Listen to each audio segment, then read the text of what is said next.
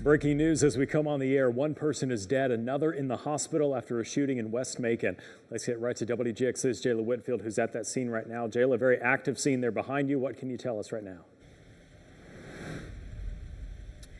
Yeah, Aaron, there are about 6 to 7 police cars. An ambulance just left the scene. We're off of Wren Avenue in West Macon. What I can tell you is that a 24-year-old male was shot and with a gunshot wound to the head, and he was pronounced dead at the scene. Now, there's also a 23-year-old woman that is currently at the hospital in stable condition. I'm actually going to step out of the way so you guys get a closer look at what's going on behind me. Now, there are dozens of individuals from the community out here wondering and waiting for answers, but what I can tell you is that there's evidence markers. We did see a sheet being covering something, but we didn't want to show that on camera. And there is dozens of police cars here, and this is the 19th homicide in Macon at this time. So just to recap, a 24-year-old man has been pronounced dead after a gunshot wound to the head, and a 23-year-old woman was taken to the hospital, and she is currently in stable condition. Now, we're going to be out here for the rest of the evening working to gather more details for you guys at home, so make sure you stay with us here and online. But for now, live in West Macon, Jayla Whitfield.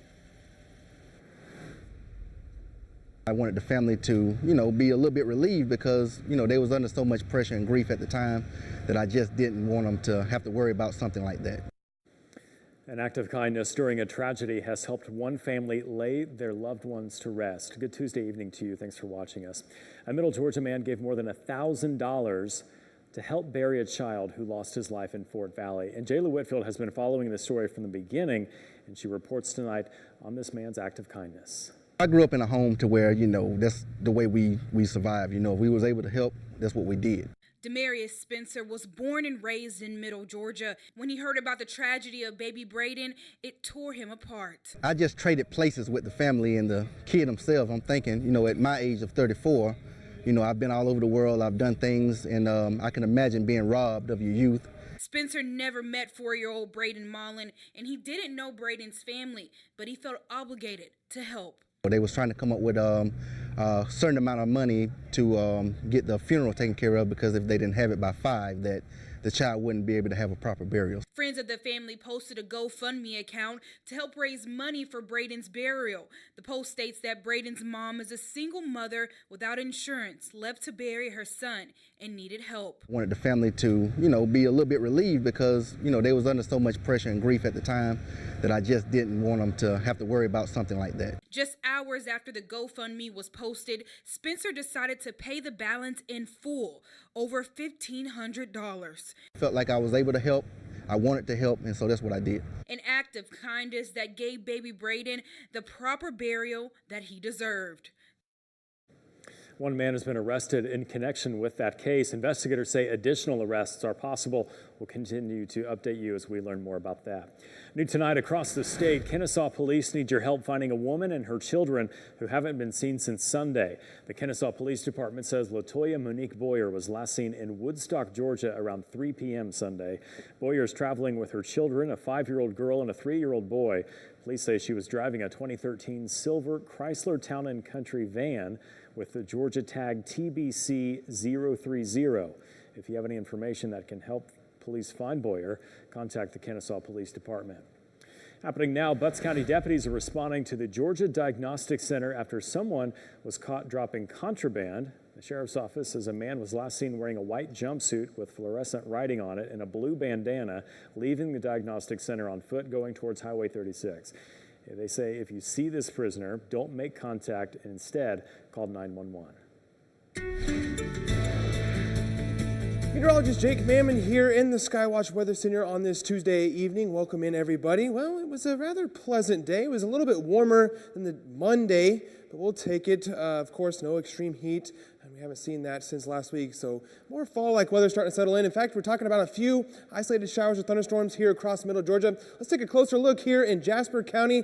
There's a storm at the past, I'd say 30 minutes to an hour has since kind of moved to the east and fizzled on out, but they got a good little rain there north of Monticello and south of Blackwell. We go to the south a little bit, one little tiny storm or shower just popped up over Warner Robins, south of Robins Air Force Base over the last 30 minutes. It's beginning to kind of fizzle on out as well. And if we back on out a little bit, one other little shower north of Dublin, and then some off to the east of Vidalia there. So just a few little isolated showers here or there, nothing to be concerned about. Here in downtown Macon, 78 degrees with a northeast breeze at about 8 miles per hour from our Wilson Bryan and Heating Air Skycast Network. Temperatures everywhere else, we're in the mid to upper 70s right now. 75 in Gray, 78 there in Macon, and 75 in Americus. Coming up in just a few minutes, cool and dry for the rest of the week. I'll have the details on that. And the drought not going away anytime soon. I'll have the latest on our next chance for rain. Aaron?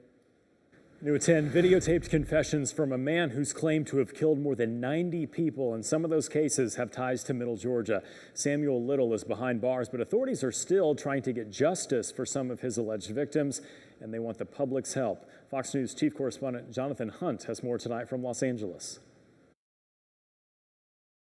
The FBI says this man is the deadliest serial killer in U.S. history.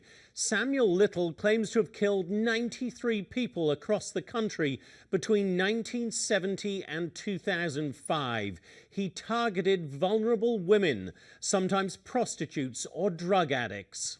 She was kind of thin, dark skinned, about 40 years old when she's out there hustling.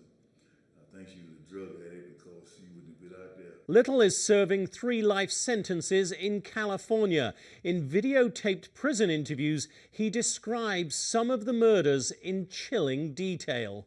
I grabbed her by the legs and pulled her to the water. That's the only one that I ever killed by drowning. Officials believe all his confessions are credible, and they've verified 50 of the deaths so far. Now the FBI is asking for the public's help in identifying the rest of his victims. They've released sketches of several of the women drawn by Little himself.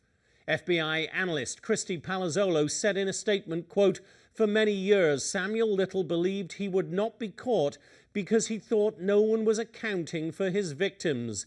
Even though he is already in prison, the FBI believes it is important to seek justice for each victim to close every case possible." Authorities are trying to solve all the cases before 79-year-old Little's health, already declining, deteriorates any further. In Los Angeles, Jonathan Hunt, Fox News. It's not just in Washington where impeachment talk is causing a divide. I'm Scott Thuman. Coming up, we'll hear from voters all across America about that and what they feel should be lawmakers' top priorities.